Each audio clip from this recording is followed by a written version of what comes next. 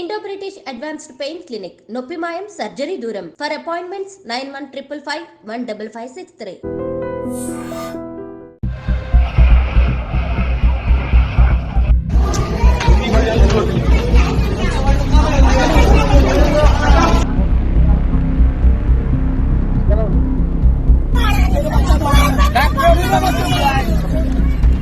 Medical కాలేజ్లో ఘోర అగ్ని ప్రమాదం జరిగింది.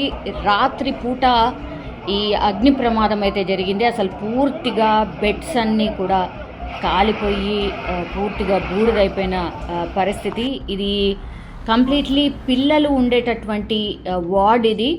సో పిల్లలు ఉన్నటువంటి వార్డ్ పూర్తిగా అసలు నామరూపాలు లేకుండా ఏమీ కూడా కనిపించట్లేదు. అంత దారుణమైన సంఘటన ఇది.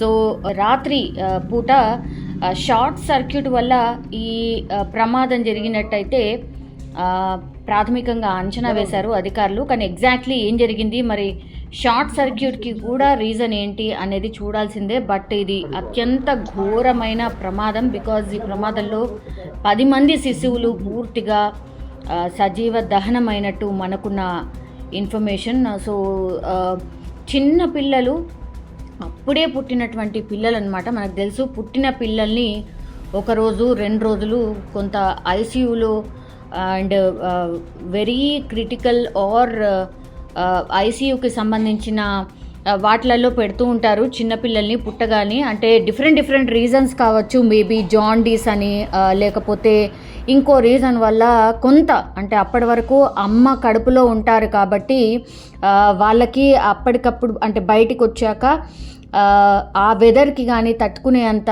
ఉండదు. కాబట్టి పిల్లల్ని 1-2 డేస్ అబ్జర్వేషన్ కోసం నార్మలైజ్ చేయడానికని ఇట్లా పెడుతూ ఉంటారు కామన్గా హాస్పిటల్స్లో.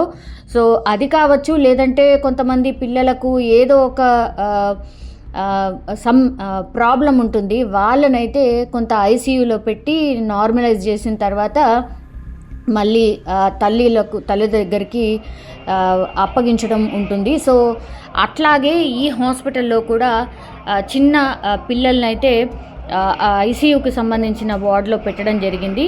సో ఎప్పుడైతే పిల్లల్ని ఉంచారో మరి ఆల్ ఆఫ్ సడన్ అగ్ని ప్రమాదం సంభవించింది. టోటల్లీ హాస్పిటల్ మొత్తంగా కూడా పొగలు వ్యాపించాయి, మంటలు అంటుకున్నాయి. ఎవరైతే పేషెంట్స్, అంటే పెద్దవాళ్ళు ఎవరైతే ఉన్నారో వాళ్ళందరూ బయటికి పరుగులు తీసి బయటికి రాగలిగారు. బట్ పైన ఫ్లోర్లో ఏదైతే ఐసీయూకి సంబంధించిన పిల్లల వార్డ్ ఏదైతే ఉంటుందో, పిల్లల్ని ఉంచేటటువంటి వార్డ్ ఏదైతే ఉంటుందో అది పూర్తిగా అగ్నికి ఆహుతైపోయింది. బికాజ్ అక్కడ సేవలు చేసేటటువంటి నర్సులు కావచ్చు, డాక్టర్స్ కావచ్చు, ఒక్కసారి అగ్ని ప్రమాదం జరగగానే బయటికి పరుగులు తీశారు. బట్ చిన్న పిల్లలు వాళ్ళందరినీ కూడా తీసుకొచ్చే అంత మరి టైం లేదా, లేకపోతే ఆల్ ఆఫ్ సడన్ ఏం జరిగిందో ఏంటో తెలియదు. బట్ పిల్లల్ని అయితే అక్కడే వదిలేసి వీళ్ళందరూ కూడా, పెద్దవాళ్ళందరూ కూడా, హాస్పిటల్లో ఉన్న వాళ్ళందరూ కూడా బయటికి పరుగులు తీశారు. దీంతో శిశువులు పాపం అభం శుభం తెలియదు,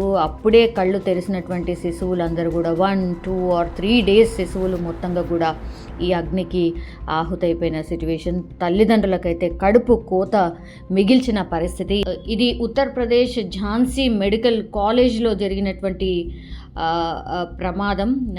పూర్తిగా చిన్నారుల వార్డ్ ఏదైతే ఉంటుందో హఠాత్తుగా, అంటే మరి ఏం జరిగిందో ఏంటో, ఒకేసారి చాలా పెద్ద ఎత్తున అగ్ని ప్రమాదం జరిగి వాళ్ళని, పిల్లల్ని అంటే బయటకు తీసుకొచ్చే అంత టైం లేకుండా పోయింది అన్నటువంటి ఇన్ఫర్మేషన్ అయితే అంతోంది. సో ఉత్తరప్రదేశ్లో జరిగినటువంటి ప్రమాదం ఇది.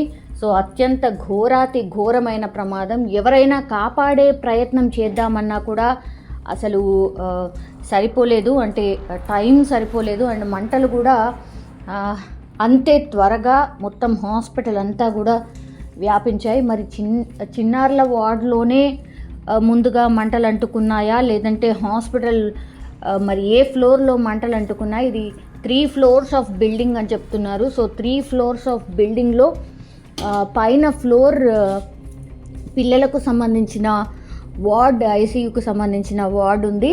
సో చిన్నపిల్లలందరినీ మనకు తెలుసు కదా, క్రెడిల్స్ అంటే తొట్లలో పండబెట్టి చిన్న బెడ్స్లో పడుకోబెట్టి ట్రీట్మెంట్ చేస్తూ ఉంటారు. సో అదే ఫ్లోర్లో మంటలు అంటుకున్నాయా, లేదంటే వేరే ఫ్లోర్లో మంటలు అంటుకుని పూర్తిగా ఆ చిన్నారుల వార్డుకి వెళ్ళనీయకుండా మంటలు వ్యాపించాయా అనేది ప్రాథమికంగా అయితే ఒక ఇన్ఫర్మేషన్ అయితే గ్యాదర్ చేస్తున్నారు పోలీసులు అండ్ అందరూ కూడా. బట్ ఈ సంఘటన మాత్రం పూర్తిగా ఇది అంటే ఎవ్వరు విన్నా సరే అత్యంత దారుణమైన పరిస్థితి, దారుణమైన సంఘటన. బికాస్ చిన్న పిల్లలు ఎవరైతే హాస్పిటల్స్లో అప్పుడు పుట్టిన పిల్లలు ఎవరైతే ఉన్నారో పూర్తిగా అగ్నికి ఆహుతైపోయిన పరిస్థితి ఇది ఉత్తరప్రదేశ్లో చోటు చేసుకుంది.